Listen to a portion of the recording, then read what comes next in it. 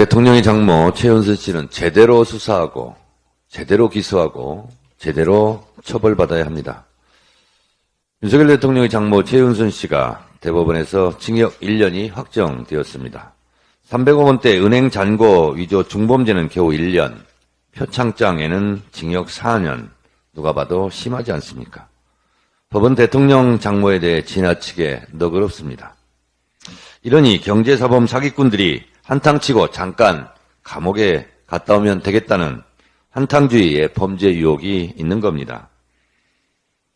최은순 씨는 결국 남는 장사를 한 셈이 됐습니다. 민생경제연구소는 지난 9월 14일 최은순 씨 잔고 조작 사건 관련 추가 고발 사건에 대해 경찰청 국가수사본부에서 이첩을 받은 용산경찰서가 수사에 착수했다고 밝힌 바 있습니다. 민생경제연구소 등 시민단체는 최은순 씨에 대해 위조 사문서 행사죄, 소송 사기죄, 위계에 의한 공무집행 방해죄 등의 혐의로 국가수사본부에 추가 고발했습니다. 최은순 씨는 검찰의 빼주기 기소로 낮은 형량을 유도했다는 의혹이 바로 그것입니다. 잔고를 위조한 목적이 사기인데 정작 사기 행위에 대해서는 죄를 묻지 않았다는 취지입니다. 음주운전 사고를 냈는데 음주만 처벌한 꼴이고 대형 교통사고를 냈는데 안전벨트 미착용 정도만 처벌했다는 것입니다. 사기 및 소송사기의 경우 5년에서 8년이 적정 형량입니다. 최은순 씨 얼토당토하는 솜방망이 처벌에 추가 고발이 있었던 만큼 제대로 다시 수사하고 기소하고 처벌해서 법의 엄정함을 보여주어야 합니다. 10원짜리 한 장 남에게 피해를 준 적이 없고 오히려 사기 피해자라고 주장했던 분들은 결국 허위사실 유포, 가짜뉴스 전파자들이 되었습니다. 이런 가짜뉴스 전파자들은 사형감 아닙니까?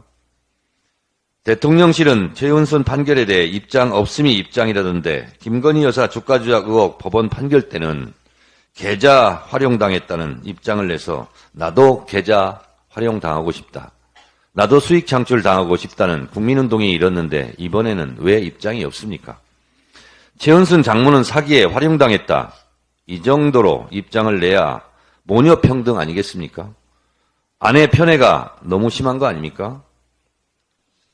대통령실 인요한 윤측 신호받았다에 그런 것 없었다는 보도가 많습니다. 만약 대통령이 인요한 위원장에게 신호를 줬다면 당무 개입, 총선 개입이 되고 신호를 안 줬다면 인요한 위원장의 사기 행각이 됩니다.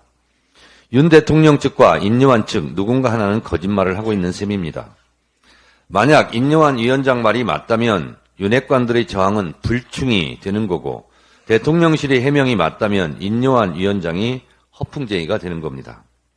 누구 말이 맞고 틀리던 간에 이들의 행태는 반민주적 폭거입니다. 가장 민주적 방식으로 치러져야 할 총선이나 당무 등이 대통령 1인에 의해 좌지우지되는 것은 분명 지금은 독재시대라는 것을 입증하는 꼴밖에 안 됩니다. 국민을 두려워해야 할 공당이 대통령을 두려워하는 모습 결국 국민들이 심판할 것입니다.